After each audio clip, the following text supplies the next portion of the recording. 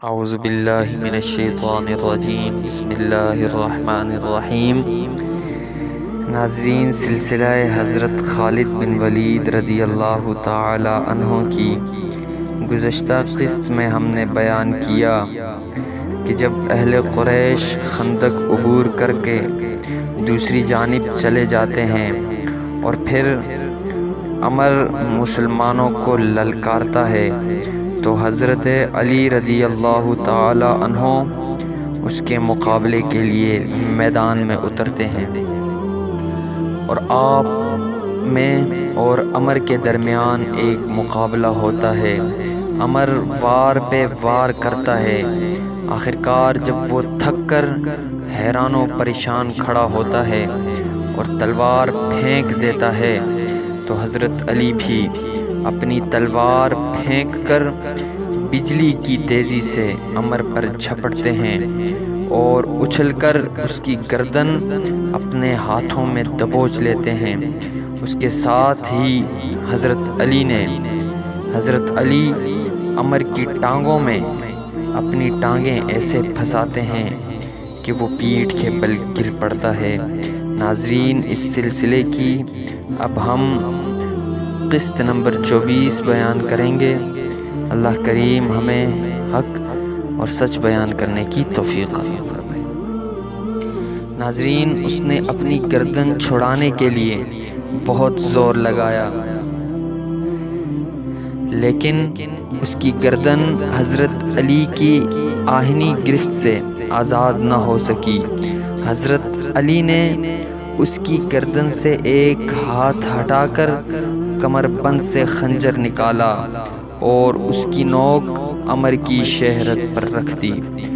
اب بھی میرے اللہ کے رسول صلی اللہ علیہ وسلم پر ایمان لے آؤ تو میں تیری جان بخش کر دوں گا، جان بخشی کر دوں گا۔ حضرت علی نے کہا۔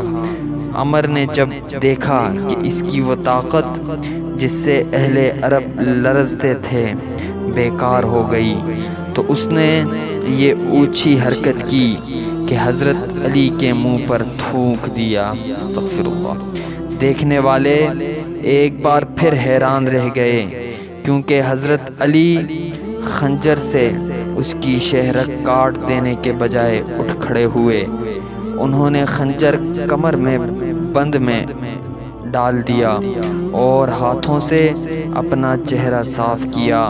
عمر اب اس طرح اٹھا جیسے اس کے جسم کی طاقت ختم ہو چکی ہو۔ صرف اسے ہی نہیں، ہر کسی کو توقع تھی کہ حضرت علی اسے زندہ نہیں اٹھنے دیں گے، لیکن حضرت علی بڑے آرام سے پیچھے ہٹے۔ حضرت علی نے کہا، میں نے اللہ کے نام پر تیرے ساتھ زندگی اور موت کا مقابلہ کیا ہے، لیکن تو نے میرے منہ پر تھوک کر میرے دل میں ذاتی دشمنی پیدا کر دی ہے۔ میں تجھے ذاتی دشمنی کی بنا پر قتل نہیں کروں گا، کہیں ایسا نہ ہو کہ میرے خدا کو میرا یہ انتقام اچھا نہ لگے۔ جا یہاں سے، اپنی جان لے کر واپس چلا جا۔ عمر شکست تسلیم کرنے والا آدمی نہ تھا۔ مورخین لکھتے ہیں کہ میدان میں اس کی یہ پہلی ہار تھی جسے وہ برداشت نہ کر سکا۔ اس نے اپنی ہار کو جیت میں بدلنے کے لیے یہ اونچی حرکت کی کہ تلوار نکال کر حضرت علی پر جھپٹ پڑا۔ حضرت علی اس حملے کے لیے تیار نہ تھے، لیکن ان کی کامیابی کے لیے دعا رسول خدا نے رب سے کی تھی۔ عین وقت پر جب عمر کی تلوار اور حضرت علی کی گردن میں 2-4 لمحوں کا فاصلہ رہ گیا تھا، حضرت علی نے اپنی ڈھال آگے کر دی۔ عمر کا وار اس قدر زوردار تھا کہ اس کی تلوار نے حضرت علی کی ڈھال کو کاٹ دیا۔ ڈھال حضرت علی کے کان کے قریب سر پر لگی، جس سے خون پھوٹنے لگا۔ عمر ڈھال میں سے تلوار کھینچ ہی رہا تھا کہ حضرت علی کی وہ تلوار جو انہیں رسول کریم صلی اللہ علیہ وسلم نے دی تھی اتنی تیزی سے حرکت میں آئی کہ عمر کی گردن کٹ گئی۔ گردن پوری نہ کٹی لیکن شہرک کٹ چکی تھی۔ عمر کی تلوار اس کے ہاتھ سے چھوٹ گئی، اس کا جسم ڈولنے لگا۔ حضرت علی نے اس پر دوسرا وار نہ کیا، انہوں نے دیکھ لیا تھا کہ یہی وار اس برد کردار کے لیے کافی ہے۔ عمر کی ٹانگیں دوہری ہوئیں، اس کے گھٹنے زمین پر لگے اور وہ لڑک گیا۔ عرب کی مٹی اس کا خون چوسنے لگی۔ خندق کے پار دشمن کے لشکر پر ایسا سکوت طاری ہو گیا جیسے پورے کا پورا لشکر کھڑے کھڑے مر گیا ہو۔ اب مسلمانوں کے نعرے گونج رہے تھے۔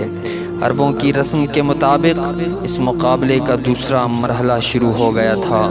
مسلمانوں کے ایک جیش نے، ایک لشکر نے اکرمہ اور اس کے باقی سواروں پر حملہ کر دیا تھا۔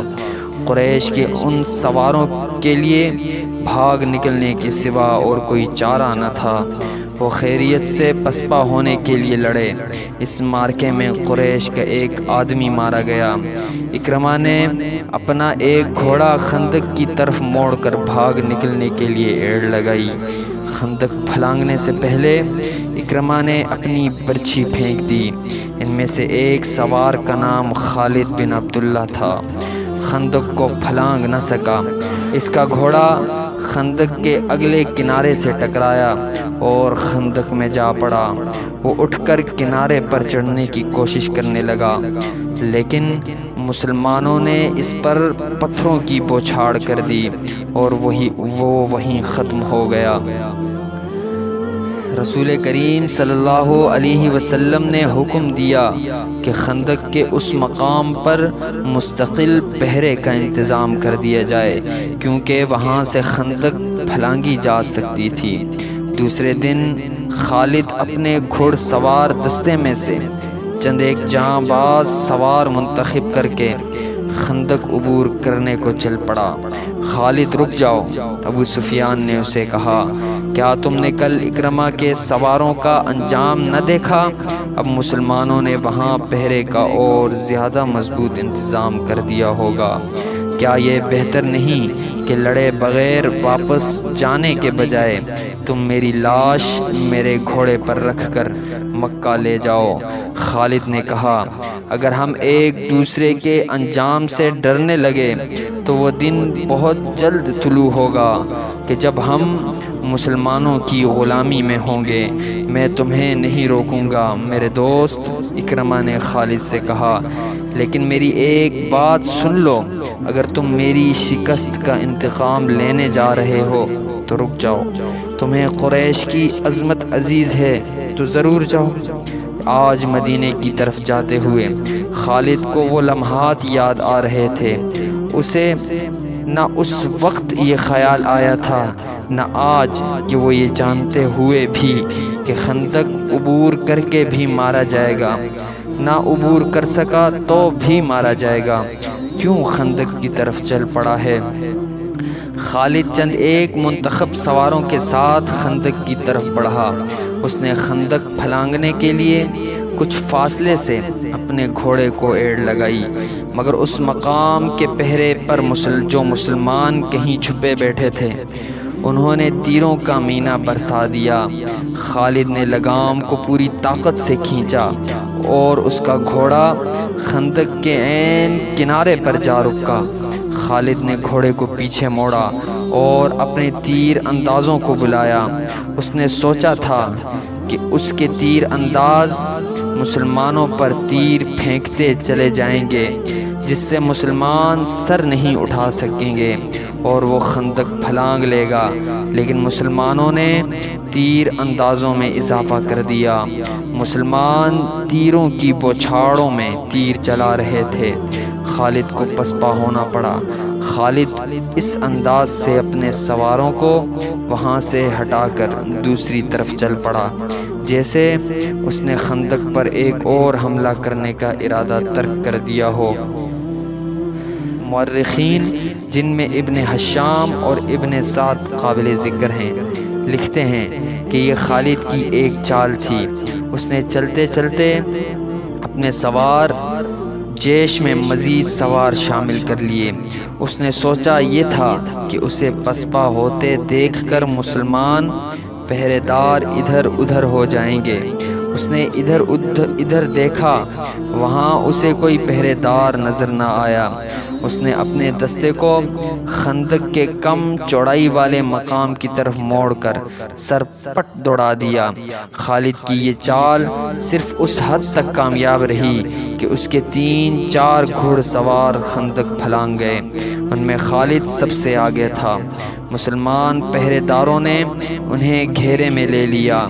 قریش کے جو سوار ابھی خندق کے پاس تھے، ان پر مسلمانوں نے اتنے تیر برسائے کہ انہیں پسپا ہونا پڑا۔ خالد اور اس کے سواروں کے لیے مسلمانوں کے گھیرے سے نکلنا بہت مشکل ہو گیا۔